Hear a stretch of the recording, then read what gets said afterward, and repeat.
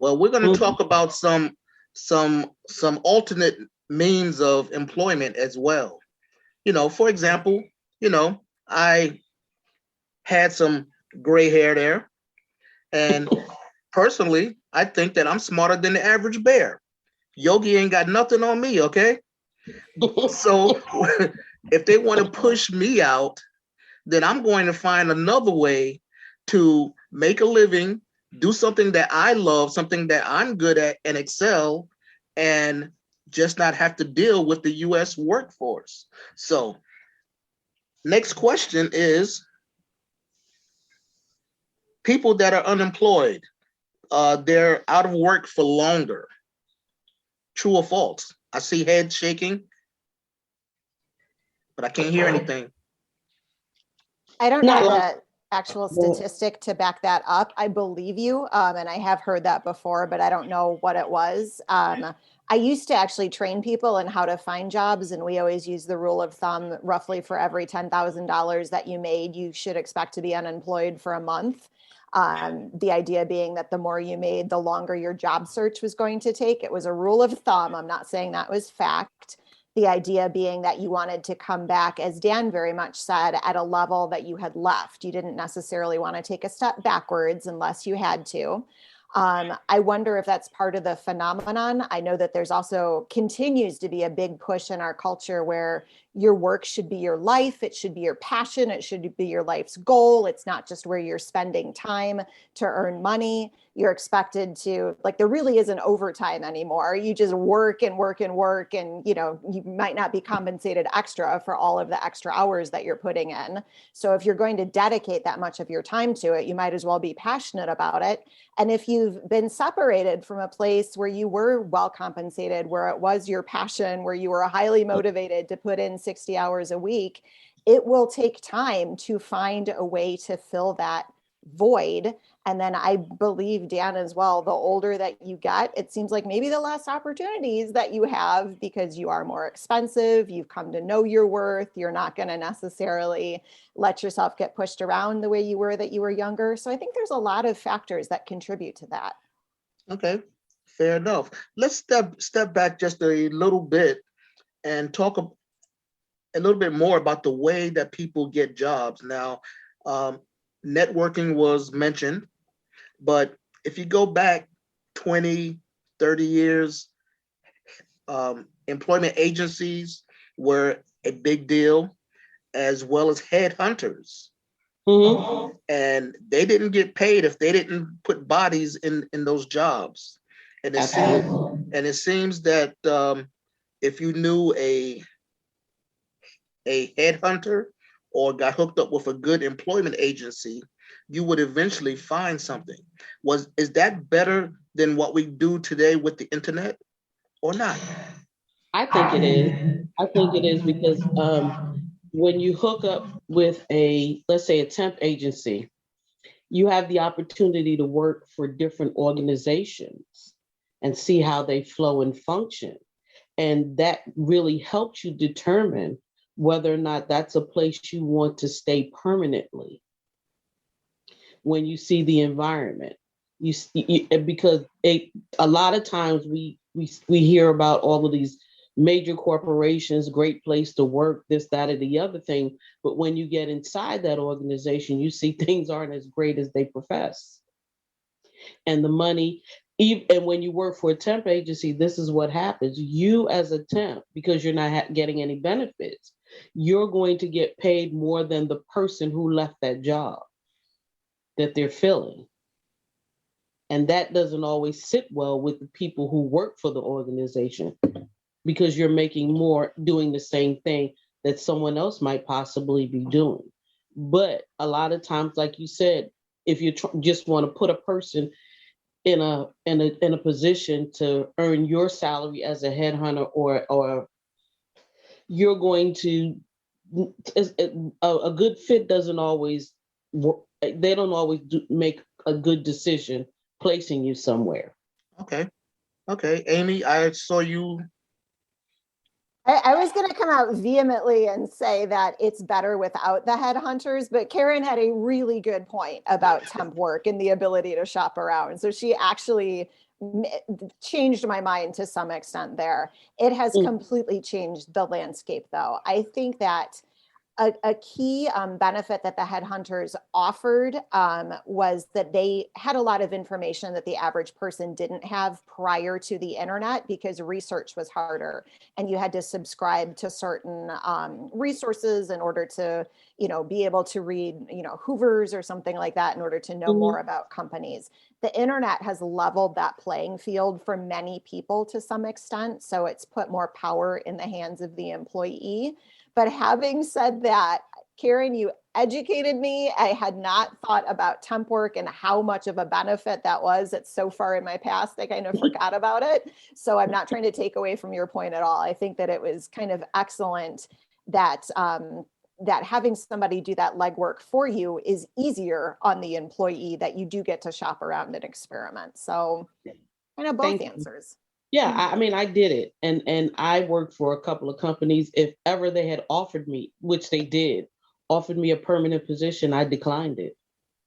The environments were toxic, Good Okay. and for I was you. surprised. I was surprised that I was like, no, thank you. I was like, what? What is wrong with you? Yeah, I'm gonna. At one point in time, I worked for a Manufacturers Hanover Trust, a bank in New York, and that was such a depressing atmosphere for me. I was like, I got to get out of here. But the good thing is, when you work for an agency, you can call them and let them know that that place is not a good fit for you. And they will find you someplace else to go that will be a better fit. I've gotten a lot of jobs through temp agencies. And Karen, I'm glad that you mentioned that bank because being from New York, that was actually my very first savings account that I opened at that bank, and that's when we had the passbooks, Hmm. Hmm. and I had my little part-time job, Hmm. and I would go in there and put a certain amount of money into my Hmm. savings account, and then I could always, look at it, and that was a good feeling and all. But let's talk about those wages. Let's talk about what haven't happened in the um, last 50 years. The biggest trend is not actually what has happened, but what has not happened. When adjusted for inflation, wages have remained virtually the same Hmm. since 1980. And how does that work when everything else has, gone up tremendously, and you still have people trying to live off of $15 an hour or less? Yes. I mean, people are fighting to get $15 an hour. How does that work? Charlie, you've been kind of quiet. Well, I've been thinking of this as a different way because the one elephant in the room we haven't talked about is the pandemic and how that has changed everything. This subject has really interested me, particularly in the last couple of years when driving around and suddenly seeing, a sign outside someplace, help wanted. And not only do they have help wanted, they have the wage on there, $15, 18, whatever the going rate is for the place. I don't recall ever seeing that before. And that has happened since the pandemic. And on an earlier point, you mentioned about people getting older. That rate has actually declined in the last 2 years after a 50 plus year run. That people are living shorter now by, I think it's a year or so. I'm not sure the exact number on that. So the mortality rate has actually dropped for the first time since I believe it's the early 60s on that because of the pandemic. And so, there's so many issues on this, and I could talk on a while. And then after a while, you probably put your hand over in my box here and slap my head to be quiet. But so I'm going to try to make it short.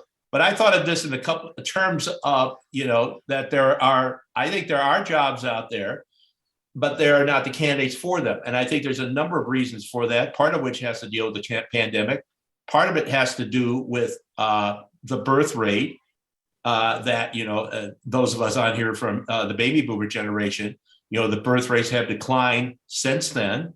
And now those people, who were born in the 80s, 90s, and so forth, are there. And that's a much smaller group. And then my group and some of our group here is much bigger now. It's older. And that small group is going to have to take care of the bigger group here over time as we get older as well. So I think that's an important consideration. So there's the part of my thought is there's not enough of them to take care of a lot of us, on that over time. And I've seen things where I'll just give an example here. And it's a field I never even thought of. I took my pet to the vet. The veterinary business has 4 vets. 2 of them retired last year. They'd run the business for 40 years. And the vet I go to has been there over 30 years. And then they have a 4th vet who's young. So when I went and got just a routine appointment, it took 2 weeks to get it. And so what happened is I go in there and it's, is that because the other 2 retired? And said, yeah, there's just the 2 of us in here right now. We're trying to hire a young veterinarian from a veterinary school and all that. And they're having trouble finding people to do that. They've had people show interest in that and they have not, they contact and come in, we'll interview you. And they didn't get back to them. So they're, the 2 vets that are there are running the business the way they can, and I don't know if that's a lack of that field. And I only use that as an example because that's not the only field on that, but that's just one maybe that wouldn't come to mind right away on it. So I have a lot of concern about that. That seems to be an ongoing thing going on right now, that we seem to have a shortage in a lot of areas. Now that all may be true, Charlie, and I do agree that the pandemic has caused a lot of maybe less people being around. And that's why healthcare is, booming as far as industry right now, because us boomers are going to need somebody to take care of us and give us our porridge and change our diapers or whatever. But there's some things that happened way before the pandemic. For example, health insurance started disappearing. Companies that didn't have to or could find a way not to give the employees health coverage found those loopholes and got out of that. Fewer workers was getting retirement benefits. They started doing away with that. So you could work for a company, put your time in and not get, your goal watch and your big check at the end of it. So I wouldn't say the pandemic helped these areas, but these things were already in play before that got started. Dan, I saw your hand. I think there's a few trends, and the pandemic I think is actually affecting it in a good way. But we had a trend for pushing down wages. The employers, especially larger employers, sort of controlled the thing. We have companies that only really look into the next week or the next quarter for quarterly earnings. The most of the is floated to the top. Also, I have to say, as a taxpayer, I resent the fact that a large retailer doesn't pay a living wage and that we have to subsidize that with food stamps. Yep. I don't think that should be something that should be happening. You should be paid a living wage. If you work full time, you should have a living wage. I just believe that very strongly. 100%. We've decimated unions that used to help that.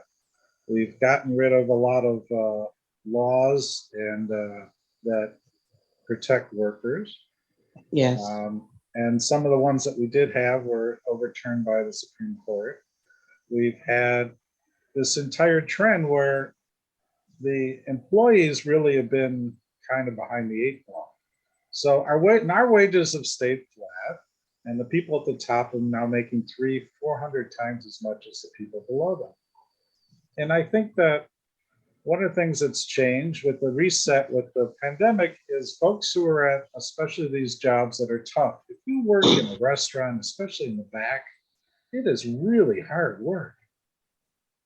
It's tough back there, and they don't pay them very well. And this thing that we call essential workers really are, we've sacrificed them. They don't have health insurance, they're paid very little, and they have to go to work every day. And we've really just talked about folks who can sit at home on a computer. Those folks actually have done pretty darn well for the most part. So